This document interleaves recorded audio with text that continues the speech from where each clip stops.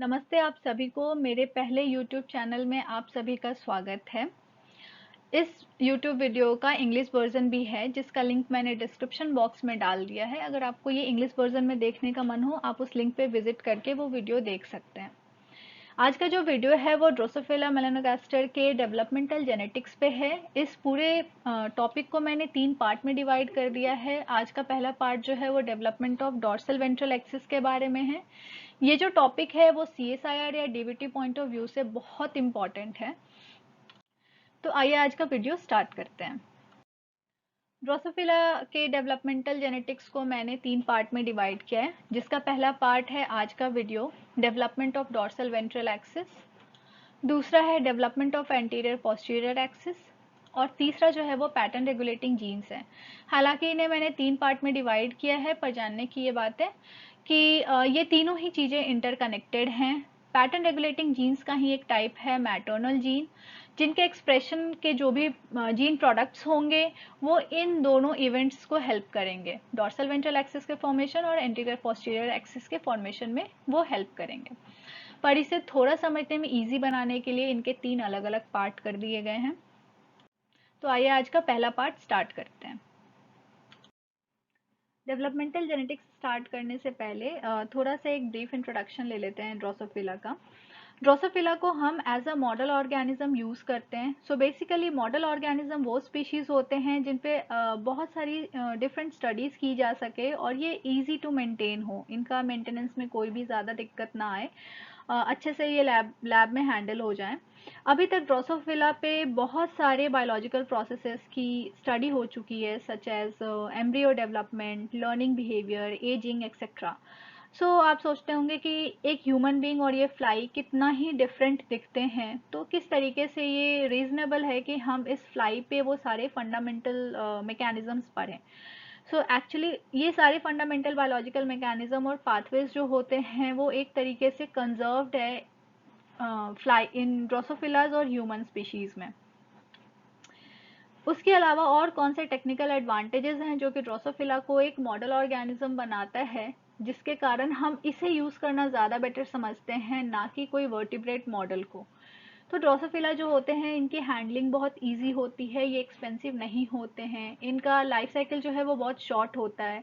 तो अगर हमें कोई इस तरीके की स्टडी करनी है जो कि डिफरेंट फेजेस ऑफ लाइफ पे हमें स्टडी करनी हो, उसके लिए बहुत अच्छा मॉडल ऑर्गेनिज्म है। इन अ वेरी बहुत ही शॉर्ट स्पैन ऑफ टाइम में हम डिफरेंट लाइफ स्टेजेस को स्टडी कर सकते हैं। उसके अलावा ये बहुत से एम्ब्रियोज प्रोड्यूस करते हैं जो कि आउट ऑफ बॉडी ये प्रोड्यूस करते हैं, जिसके कारण उन एम्ब्रियोज पे किसी तरीके की स्टडी करने के लिए कोई भी ऑपरेशनल मेथड नहीं यूज़ करना होता है। और ये ड्रोसोफिला जो होते हैं वो अलग अलग तरीके से जेनेटिकली मॉडिफाई हो सकते हैं। आगे के स्लाइड्स में या कोई भी एक्सपेरिमेंट्स हम पढ़ेंगे तो ये देखेंगे कि इनिशियली ड्रोसोफिला पे जितने स्टडीज हुए हैं वो फॉरवर्ड जेनेटिक्स का ही रिजल्ट है। फॉरवर्ड जेनेटिक्स में बेसिकली क्या करते थे कि जो भी जीन की स्टडी करनी होती थी उन्हें नॉकआउट कर देते थे या फिर उन जीन को म्यूटेट कर देते थे, फिर उस ड्रोसोफिला को अलाउ करते थे ग्रो करने के लिए। और उसके में जो भी चेंजेस आते हैं थे उसके बेसिस पे हम ये पता करते थे कि उस एक्चुअल जीन का जिसे हमने म्यूटेट किया या नॉकआउट किया उसका क्या रोल था। जो सबसे पहली डॉक्यूमेंटेड यूज थी ड्रोसोफिला की, जो लोगों ने देखा जिसमें लेबोरेटरी में इस ऑर्गेनिज्म का यूज हुआ, वो विलियम कासल्स ग्रुप ने किया था हार्वर्ड में इन 1901। फादर ऑफ ड्रोसोफिला रिसर्च जो है वो TH मॉर्गन को बोलते हैं, जिन्होंने जेनेटिक्स में लिंकेज एंड क्रॉसिंग ओवर को भी बहुत अच्छे से पेश किया है। ड्रोसोफिला में जो एक्सिस फॉर्मेशन होता है वो एग के फर्टिलाइजेशन से भी पहले स्टार्ट हो जाता है।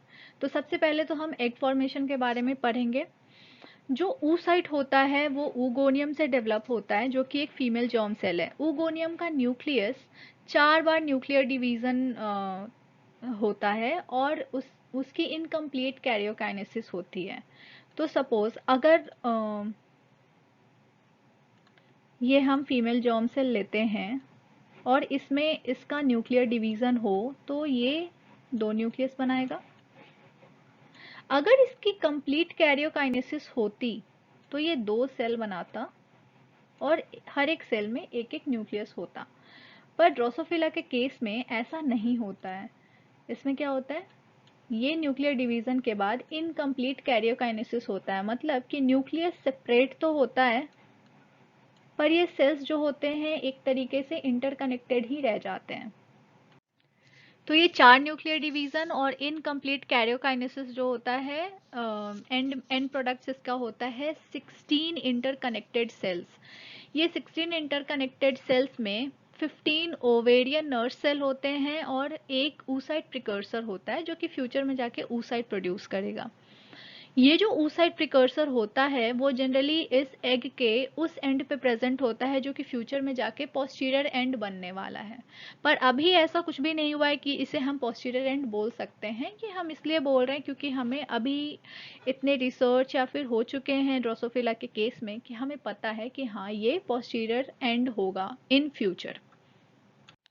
इसी स्टेज से यहाँ पे एक्सिस फॉर्मेशन की अरेंजमेंट सारी स्टार्ट हो जाती है। जो नर्व सेल होते हैं वो मैटरनल जीन एक्सप्रेशन करना शुरू करते हैं जिनके प्रोडक्ट्स बनते हैं, बहुत से मैटरनल mRNA बनते हैं, प्रोटीन्स बनते हैं जो कि डॉर्मेंट रहते हैं, और कुछ ऐसे प्रोटीन्स भी बनते हैं मैटरनल जीन के या mRNA बनते हैं जो कि इनिशियली हेल्प करते हैं इस oocyte के डेवलपमेंट में, और फर्टिलाइजेशन के बाद भी एम्ब्रियो डेवलपमेंट में वो हेल्प करते हैं। तो अगर हम इस स्टेज पे देखें जहाँ पे 15 ओवेरियन नर्व सेल है और एक oocyte, इस 16 सेल स्टेज को जो है हम यहाँ पे एग चैम्बर बोलते हैं। उसके बाद कुछ इवेंट्स होंगे जहाँ पे ये anterior, posterior, dorsal ventral axis बनाना स्टार्ट कर देगा, बट इसे हम आगे भी डिटेल में पढ़ेंगे तो इसे मैं स्किप कर रही हूँ। अब हम आते हैं यहाँ पे जो एग कंप्लीट बन चुका है। एक तरह से देखें तो इस एग में ऑलरेडी इसका एक न्यूक्लियस होगा। इसके बाद इसकी होगी फर्टिलाइजेशन।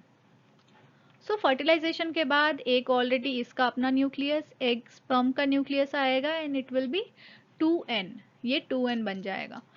इस स्टेज के बाद बहुत सा न्यूक्लियर डिवीजन होता है और ये न्यूक्लियस, मल्टीपल न्यूक्लियस बनाए जाते हैं, लेकिन इनका सेल्यूलर डिवीजन नहीं होता, इनका कैरियोकाइनेसिस नहीं होता।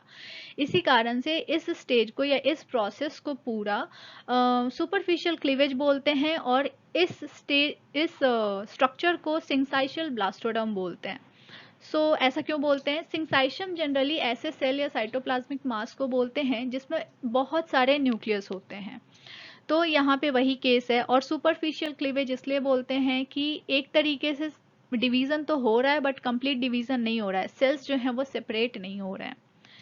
इसके बाद के स्टेज में ये सारे न्यूक्लियस जो हैं वो साइड में बाउंड्री की तरफ माइग्रेट करना स्टार्ट करेंगे और फिर मेम्ब्रेन इनवेजिनेशन होगा। जो सेल मेम्ब्रेन होगा वो इनवर्ड अंदर की तरफ फोल्डिंग स्टार्ट करेगा और फिर एंड में वो सेल इनक्लोज कर लेगा बाहर वाले इन सारे न्यूक्लियस को और एक लेयर ऑफ सेल बन जाएगा इस पूरे एम्ब्रियो में।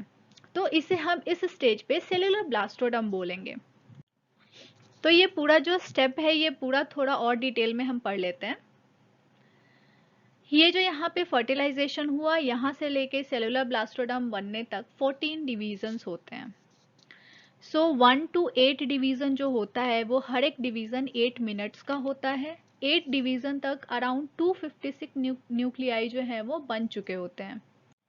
इस डिवीजन के बाद जो न्यूक्लियस होते हैं वो पेरीफेरी या बाउंड्री के तरफ जो है वो मूव करना स्टार्ट कर देते हैं और सबसे पहले 5 न्यूक्लियस जो होते हैं वो पोस्टीरियर एंड के सरफेस तक पहुंच जाते हैं। अगर हम इस डायग्रामेटिक रिप्रेजेंटेशन में देखें तो सबसे पहले कोई 5 न्यूक्लियस जो है वो peripheral region of posterior end पे पहुंच जाते हैं और इनको ये सेल मेम्ब्रेन में इनक्लोज हो जाते हैं और ये पोल सेल बनाते हैं। यही पोल सेल जो होते हैं वो जर्म लेयर बनाएंगे और जाइगोट फॉर्मेशन, जाइगोट डेवलपमेंट में भी हेल्प करेंगे।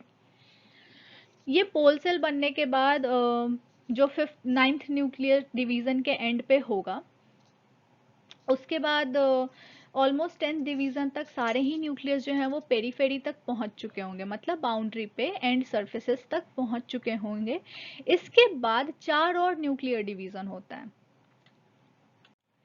पर जब 10th डिवीजन पे ये न्यूक्लियस पेरीफेरी पे पहुंचते हैं, वहां पे ये न्यूक्लियस जो होते हैं वो होल्ड किए जाते हैं डिफरेंट माइक्रोट्यूब्यूल से, ताकि ये न्यूक्लियस जो है वो मूव ना करें। बेसिकली क्या था कि पहले ये साइटोप्लाज्म में ऐसे फ्री फ्लोटिंग टाइप से थे। एक ग्रेडियंट था, ऐसा नहीं था कि ये कहीं भी कोई भी न्यूक्लियस मूव कर रहा है, एक ग्रेडियंट था एक तरीके का।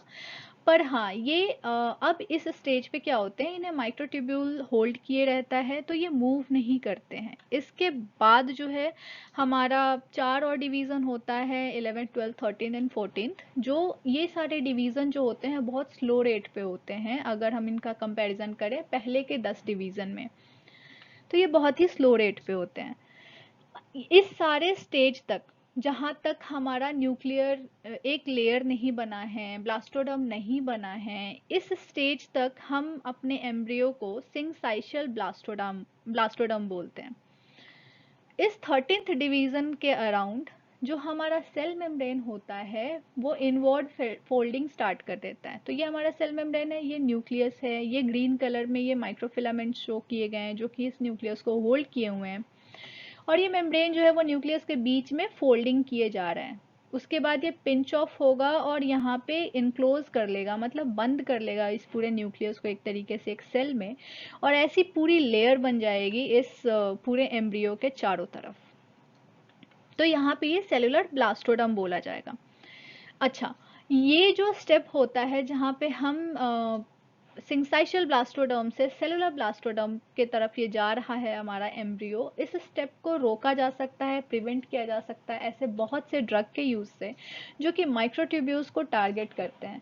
ये है पैक्लिटैक्सेल, विनब्लास्टीन, विनक्रिस्टीन एक्सेट्रा, और भी बहुत से ऐसे हैं जो कि, बट विनब्लास्टीन, विनक्रिस्टीन ये बहुत ज़्यादा, ये तीनों ही बहुत ज़्यादा फेमस हैं। तो ये अभी तक इस पार्ट से कोई भी सीएसआईआर में क्वेश्चन नहीं है, तो इसे आप इम्पोर्टेंट मार्क कीजिएगा, इसे भी ध्यान में रखिएगा, हो सकता है फ्यूचर में इससे भी क्वेश्चंस आएँ। एक्सिस फॉर्मेशन से पहले एक और छोटा टॉपिक है जिससे अभी तक सीएसआईआर में क्वेश्चंस नहीं आए हैं, वो ये कि ड्रोसोफिला के केस में पॉलीस्पर्मी किस तरीके से रोकी जाती है। फर्टिलाइजेशन से पहले एग जो है वो ऑलरेडी एक्टिवेट हो चुका होता है, उसके साइटोप्लाज्म में जितने भी नर्व सेल से बने हुए मैटरनल जीन के एमआरएनए होते हैं वो ट्रांसलेट हो जाते हैं, ताकि उनके प्रोडक्ट जो होते हैं वो एक तरीके से एक्सिस डिटर्मिनेशन स्टार्ट कर देते हैं। एक तरीके से फ्यूचर एम्ब्रियो के लिए एग जो है वो अपने आप को ऑर्गेनाइज करना स्टार्ट कर देता है। पहला तरीका है पॉलीस्पर्मी को रोकने का, वो है माइक्रोपाइल। जो माइक्रोपाइल होता है वो एक इकलौता साइट होता है स्पर्म एंट्री के लिए, जो कि एक तरीके से एक टनल होता है एग शेल में। ये माइक्रोपाइल जो है वो एक बार में एक ही स्पर्म की एंट्री अलाउ करता है और इस तरीके से ये पॉलीस्पर्मी प्रिवेंट करता है। दूसरा है स्पर्म साइज। जो ड्रोसोफिला का स्पर्म है उसका जो टेल साइज है वो अराउंड 1.8 मिलीमीटर है। ये साइज ऑलमोस्ट एक एडल्ट फ्लाई के इक्वल है और ये ह्यूमन स्पर्म के 300 गुना ज़्यादा बड़ा है। तो इतना बड़ा साइज जो है वो अपने आप में जब इस माइक्रोपाइल में एंटर करता है वो उस साइट को ब्लॉक करता है, इसका जो ह्यूज टेल है, जिसके कारण कोई और स्पर्म की एंट्री नहीं हो पाती है, और ये भी एक तरीका है पॉलीस्पर्मी को प्रिवेंट करने का। तो अब आते हैं इस वीडियो के मेन टॉपिक पे। जैसा कि हमने डिस्कस किया था, oogenesis के दौरान नर्व सेल और oocyte सेल्स बनते हैं। ये नर्व सेल जो होते हैं ये गुरकन एमआरएनए का एक्सप्रेशन स्टार्ट करते हैं और उसे ट्रांसपोर्ट करते हैं स्पेसिफिकली oocyte के न्यूक्लियस के पास।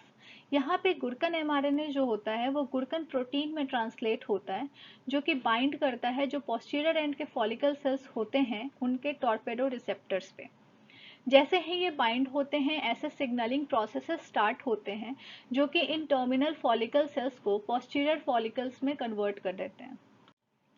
ये फॉलिकल्स जैसे ही एक्टिवेट होते हैं वो ऐसे मॉलिक्यूल्स के सिक्रेशन स्टार्ट करते हैं जो हेल्प करते हैं प्रोटीन काइनेज ए के एक्टिवेशन में। जैसे ही प्रोटीन काइनेज ए जो है वो एक्टिवेट होता है वो माइक्रोट्यूब्यूल के अरेंजमेंट स्टार्ट करता है इस तरीके से कि उनका प्लस एंड जो है वो पोस्टीरियर एंड पे हो और नेगेटिव और माइनस एंड जो हो वो एंटीरियर एंड के तरफ हो। अब जैसा कि हम जानते हैं माइक्रोट्यूब्यूल मोटर प्रोटीन्स होते हैं, डाइनिन जो कि किसी भी प्रोटीन को बाइंड करके उन्हें ट्रांसपोर्ट करते हैं माइनस एंड पे। काइनेसिन होते हैं वो पॉजिटिव डायरेक्टेड होते हैं, प्लस डायरेक्टेड होते हैं, वो प्रोटीन से बाइंड करके उसे पॉजिटिव एंड पे लेकर जाते हैं। यहाँ पे काइनेसिन जो होता है वो ऑस्कर एमआरएनए से बाइंड करता है, इसके साथ साथ वो एक और प्रोटीन से बाइंड करता है जिसे हम स्टॉफन प्रोटीन बोलते हैं।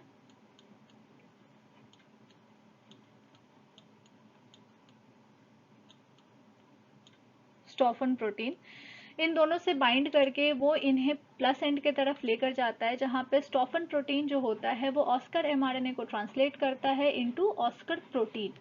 ऑस्कर प्रोटीन एक तरीके से ट्रैप का काम करता है, वो नैनोज एमआरएनए को ट्रैप करता है और उसे होल्ड करके रखता है नेगेटिव प्लस एंड पे ही, जो कि posterior end of the embryo के प्रेजेंट होता है। उसी तरीके से बाइकॉइड एमआरएनए जो होता है वो नेगेटिव एंड पे आके कॉन्सेंट्रेट होता जाता है और ये एक तरीके से एंटीरियर पोस्टीरियर एंड डेवलप होने लगता है।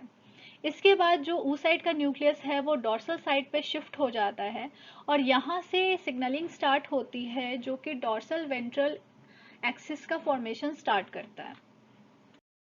तो ये स्लाइड पूरा डॉर्सल वेंट्रल एक्सिस फॉर्मेशन के मॉलिक्यूलर मैकेनिज्म को बताता है।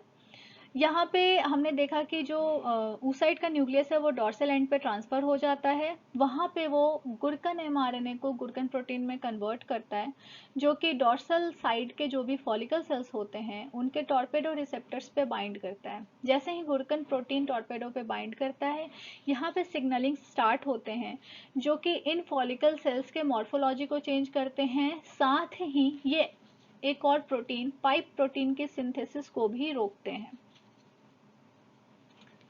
इसी तरीके से अगर हम वेंट्रल साइड में देखेंगे तो यहाँ पे किसी तरीके का कोई भी गुरकन प्रोटीन नहीं है, तो टॉर्पेडो रिसेप्टर भी यहाँ पे एक्टिवेट नहीं हो रहा है, वो सिग्नलिंग्स भी नहीं हो रही हैं जो डॉर्सल साइड पे हो रही थी, इसलिए यहाँ पे पाइप प्रोटीन की सिंथेसिस स्टार्ट होती है।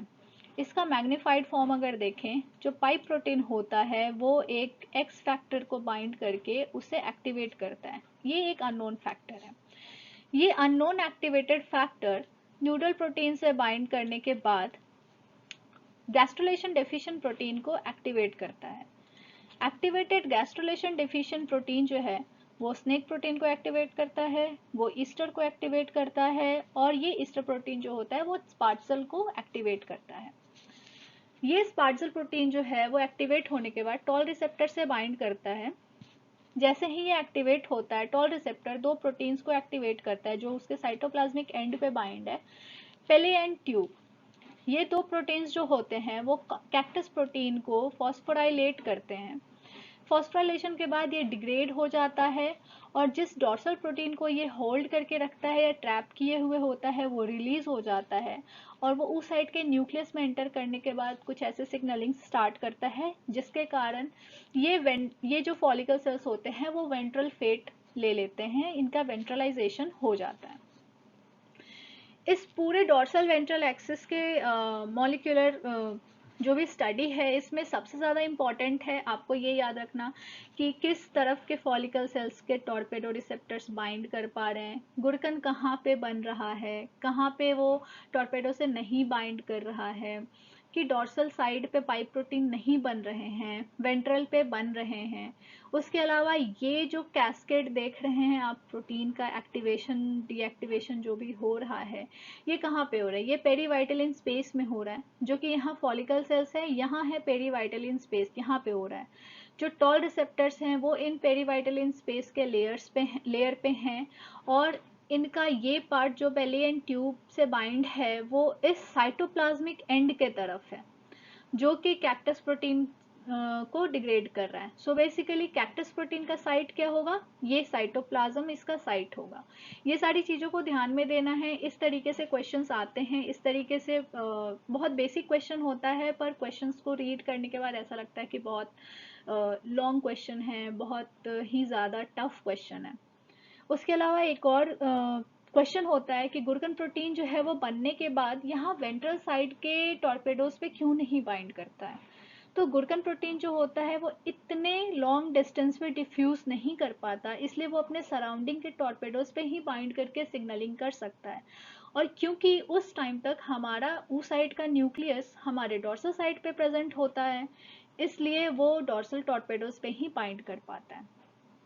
So summary of dorsal ventral axis is, gurken protein के एक्सप्रेशन से डॉर्सलाइजेशन होता है और डॉर्सल प्रोटीन के एक्टिवेशन से वेंट्रलाइजेशन होता है। ये इसे याद करना इजी है क्योंकि ये डॉर्सल और वेंट्रल ये एग्जैक्ट ऑपोजिट है। डॉर्सल प्रोटीन जो कि वेंट्रलाइजेशन में हेल्प कर रहा है। ये एक तरीके से आप याद कर सकते हैं इसे। ये एक एक्सपेरिमेंट है जो शो करता है कि किस तरीके से जो गुरकन प्रोटीन है या टॉर्पेडो रिसेप्टर है वो इम्पॉर्टेंट है एम्ब्रियो में डॉर्सल वेंट्रल एक्सिस के फॉर्मेशन के लिए। तो अगर मदर ड्रोसोफिला जो है वो इन दोनों में से किसी भी जीन की डिफिशियंसी रखती है तो उनके एम्ब्रियो में वेंट्रलाइजेशन हो जाएगा, कंप्लीट वेंट्रलाइजेशन, डॉर्सल एक्सिस का फॉर्मेशन नहीं होगा। इसी चीज को समझाया गया इस एक्सपेरिमेंट के थ्रू। उससे पहले एक चीज जानना जरूरी है कि जो गुरकन प्रोटीन होता है, गुरकन प्रोटीन वो oocyte में एक्टिव होता है और टॉर्पेडो जो होता है वो सोमेटिक फॉलिकल सेल्स में एक्टिवेट होता है, सोमेटिक। तो यहाँ पे अगर इस एक्सपेरिमेंट में देखा जाए तो यहाँ पे एक एम्ब्रियो है जो कि वाइल्ड टाइप मदर से लिया गया है। इसका पोल सेल जो कि जर्म सेल प्रिकर्सर होते हैं, इनसे सारे जर्म सेल बनते हैं, वो पोल सेल लिया गया है, उसे ट्रांसफर किया गया है एक ऐसे फीमेल ड्रोसोफिला में जो कि टॉर्पेडो डिफिशिएंट थी। तो इनके जो जो भी प्रोजेनी होंगे, एम्ब्रियो होंगे, उनमें डॉर्सल वेंट्रल एक्सिस नहीं बनेगा, सिर्फ कंप्लीट वेंट्रलाइजेशन हो जाएगा। क्यों? क्योंकि हमने पास किया है, हमने ट्रांसफर किया है जर्म सेल प्रिकर्सर।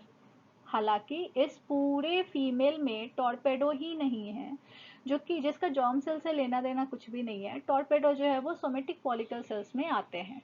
तो अगर फीमेल ही डेफिशिएंट है, इसके सोमेटिक सेल्स जो हैं वो डिफिशिएंट है टॉर्पेडो रिसेप्टर्स में, टॉर्पेडो जीन में, तो टॉर्पेडो रिसेप्टर्स नहीं बनेंगे और किसी भी तरीके का डॉर्सलाइजेशन नहीं होगा, कंप्लीट एम्ब्रियो जो है वो वेंट्रल फेट ले लेगा।